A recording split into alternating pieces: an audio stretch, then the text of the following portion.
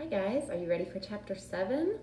I have to tell you a little bit before I start reading this chapter because Byron did something bad, big surprise, but you might not know what they're talking about because what he did was he got a conch, and a conch is like the opposite of a perm. So Byron has real curly hair, and instead of a perm where you would curl your hair, a conch is where you put chemicals in it to straighten your hair. But because he also has dark hair, it also kind of bleaches his hair, and so it turns it to a real light, kind of orangey color and straightens it.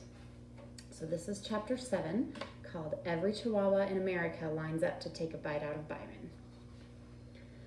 I was sitting at the kitchen table doing homework and watching Mama make dinner when Byron came in through the back door. He was surprised we were there, because as soon as he saw us, he turned around and tried to walk right back out. Both me and Mama smelled a rat. "Byron," Mama said, "what have I told you about wearing that hat in the house?"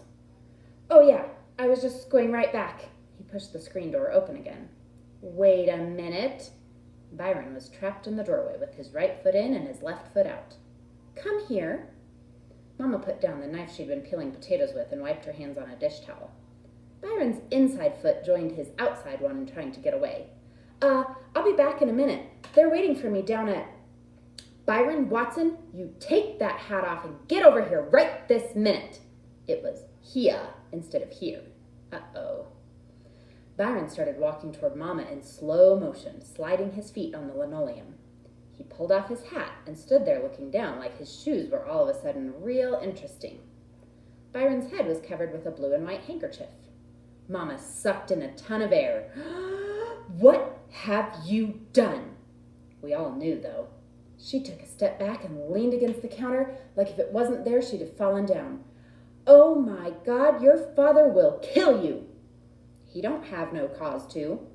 "You've gone and done it, haven't you?" Byron kept his head down.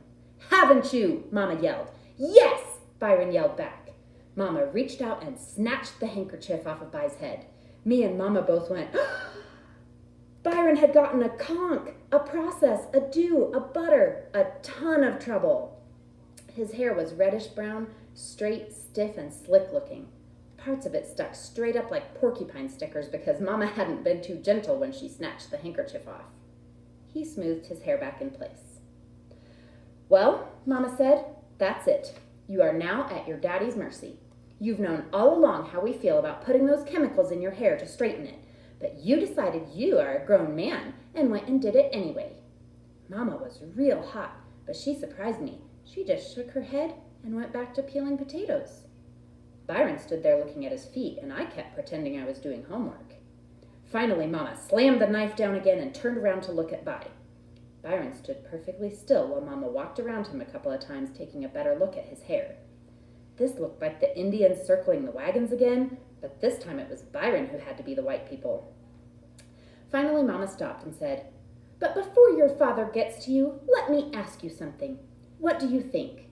What do you think now that you've gone and done it? Does it make you look any better? Is this straight..." Mama flicked some of Byron's hair back up porcupine style. "Is this straight mess more attractive than your own hair? Did those chemicals give you better looking hair than me and your daddy and God gave you?"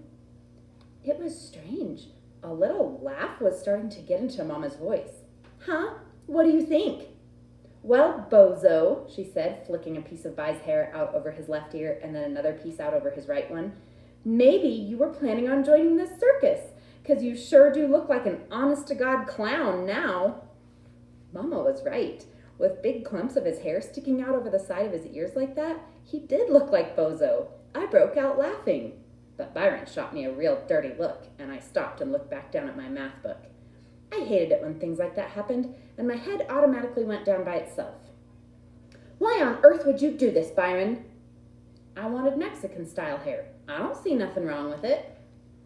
When he saw Mama just looking sad and me looking like I wanted to crack up again, Byron got kind of mad and said, "I think it's cool." "Well, Daddy Cool, you enjoy your Mexican-style hair while you can, 'cause I'm sure when your daddy gets through with you, you won't be enjoying too much of anything, and cool is the one thing you won't be feeling. You just slide your cool self right on up those stairs to your bedroom and wait for him, Daddy-O." Byron clomped up the stairs. I told Joey about what happened as soon as our next-door neighbor, Mrs. Davidson, brought her home from Sunday school. Me and Joey went up to see Byron. Byron was on the top bunk with his feet dangling over the side and his hands covering his face. I loved times like this when Byron was about to really get it and couldn't pay me back for teasing him. I started in on him as soon as me and Joey got into the room. Death row prisoner number 541, you have a visitor. Please make this a short visit, ma'am. The priest will be here any minute to give the prisoner his last meal and his last cigarette. Oops, I forgot. No cigarettes for you, 541. You've been banned from ever looking at matches, remember? Byron was feeling very sad. He didn't say anything to me. He didn't even give me a dirty look. That made me a lot braver. When she saw his hair, Joetta's eyes got real big and her voice got all choky. Byron Watson, what were you thinking about? Look at your head. Daddy's gonna kill you. Come down from there. Let's go to the bathroom and wash that stuff out of your hair before Daddy gets here. Byron raised his slick down head from his hands. Go away, Joey.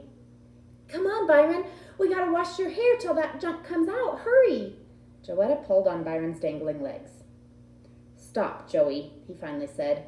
This don't wash out. It's gotta grow out. You mean you have to keep it like that till it comes back normal? Yeah, Byron said, kind of smiling.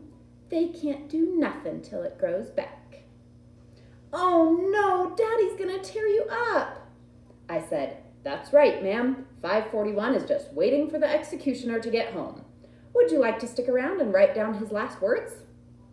Joey turned and snapped, Why is this so funny to you, Kenny? Her eyes looked real mean. Who knows what Daddy's gonna do to him? Byron's hands came back up to cover his face. I said to Joey, Why are you yelling at me? It wasn't me who went and got a butter. No one forced him to do it either. It makes me sick the way she's always protecting Byron. She turned back to him. Who did this to you, By? She didn't have to ask. There was only one other 14-year-old in the neighborhood who had a conch. I answered for him. It was Buckhead. Why'd you let him, By? I told you to go away, Joey. No, Byron, why'd you let him do this? 'Cause I wanted to, that's why. But didn't you know Mommy and Daddy would find out? Shoot, you think I care what them squares say? I said, and there you have it, ma'am. The reason 541 must die. He won't confess his guilt.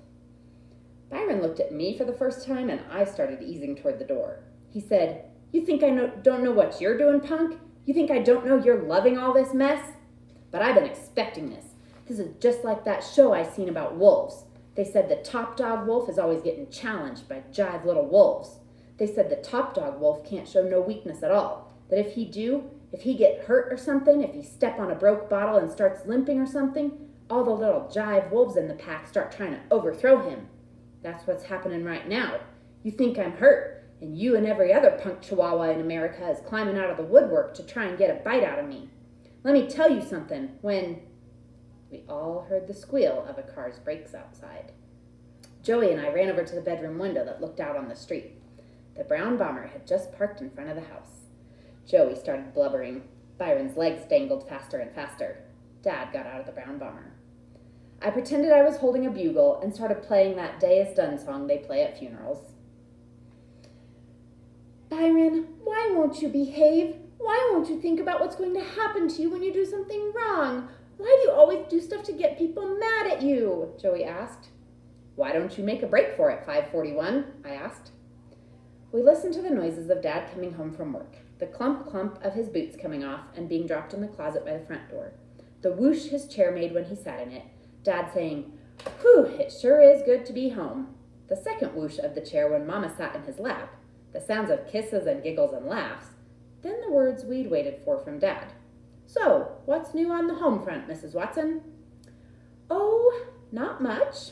There is a surprise that one of your little darlings has for you, though. Good or bad? Well, I guess that depends on your point of view.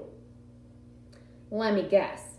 Which one of the crumb crushers is going to surprise Big Daddy today? Your first one.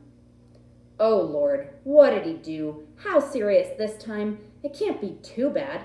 You seem pretty calm. Well, let's just say I'm numb. That bad? It depends. If you were happy with your son the way he was, this might be pretty bad. However, if you've always wanted a child from south of the border, you might be happy with the new young Mr. Watson. Okay, what's up? Let me put it this way. Do you remember the line Big Daddy used to give every girl at Central High School? Can't say I do. It goes like this.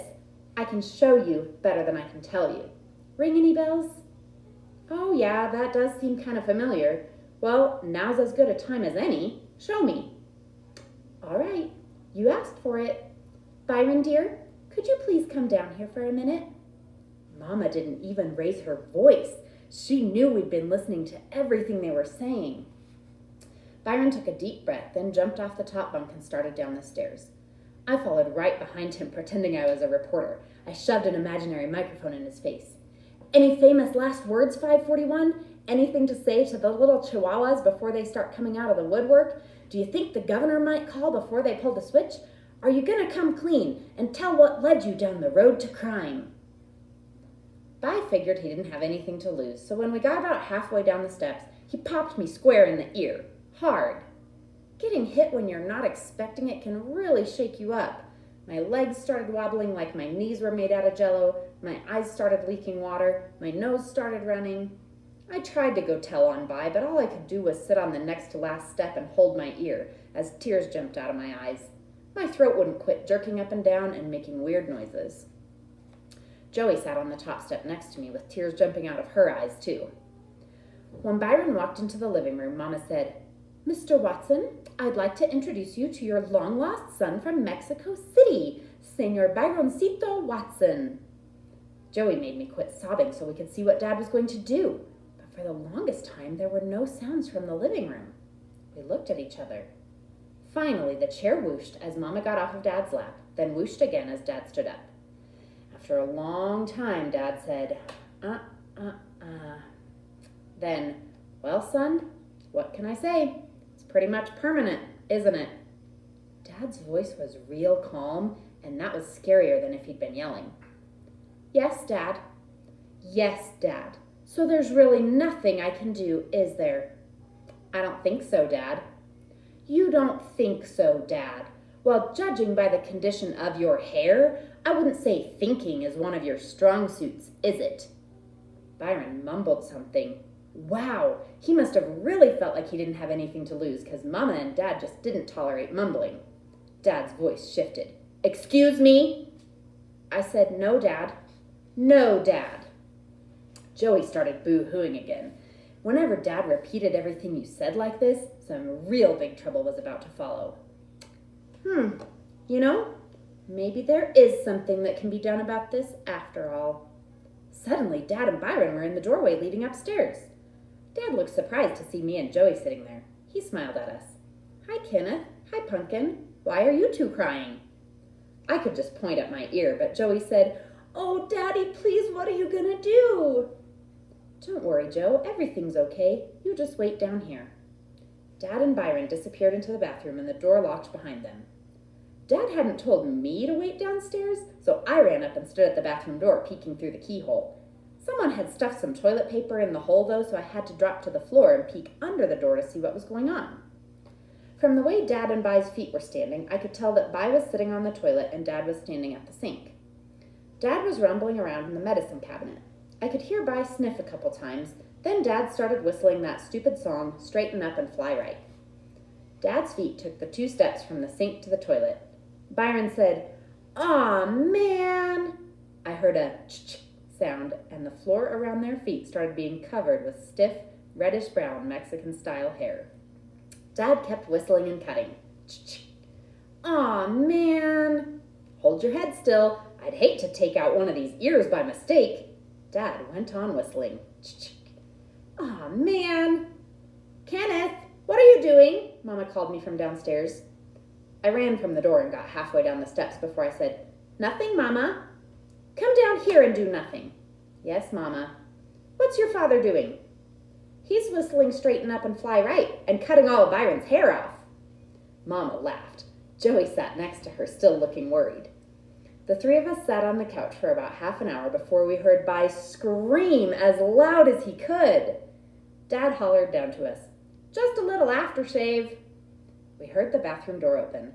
Dad came down the steps first.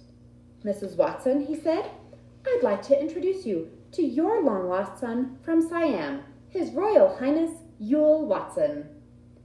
Byron stepped into the living room with a real mean scowl on his face. Not only had Dad cut all of Byron's hair off, he'd also shaved his head. By's head was so shiny it looked like it was wet. "And Mrs. Watson," Dad said, "you can't possibly deny this is your child. You can tell this boy has got a ton of Sans blood in him. Look at those ears." Poor Byron. If he'd have known how far his ears stuck out to the side, I bet he never would have gotten that butter. Mama put her hand over her mouth and said, "Lord, don't blame that on my side of the family. Someone switched this child at the hospital." Joey laughed because she was relieved Byron hadn't been executed. Mama and Dad laughed at Byron's ears, but none of them laughed as hard as me. "Go to the bathroom and get the dustpan and sweep up that garbage, and then go stay in your room. This is it, By. You're old enough now, and you've been told enough. This time something's going to be done. Now beat it." Dad's forehead was all wrinkled when he said this. They sent me and Joey outside so they could have one of those adults-only talks. When me and Joey drifted back into the house after what seemed enough time for them to talk, Dad was on the telephone. He was holding the receiver away from his ear and making a funny face. I could hear someone yelling from the phone. Dad whispered to Mama, "Why does she think she's got to yell into the phone for a long-distance call?" Mama slapped his arm and whispered back, "You leave my mama alone." They were talking to Grandma Sands, all the way in Alabama. Me and Joey crowded up next to them on the couch and heard Grandma Sands yell, "This is costing y'all a fortune, Daniel. Let me talk to my baby again." Dad handed the phone back to Mama, then dug his finger around in his ear like he was going deaf. Mama gave Dad a dirty look and said, "Okay, Mama, we'll be getting back with you. We love you. Bye-bye." She said this stuff Southern style. And that was it. We thought that was the end of Byron's latest adventure until a week later, when Dad brought home the TTAB 700 in the brown bomber.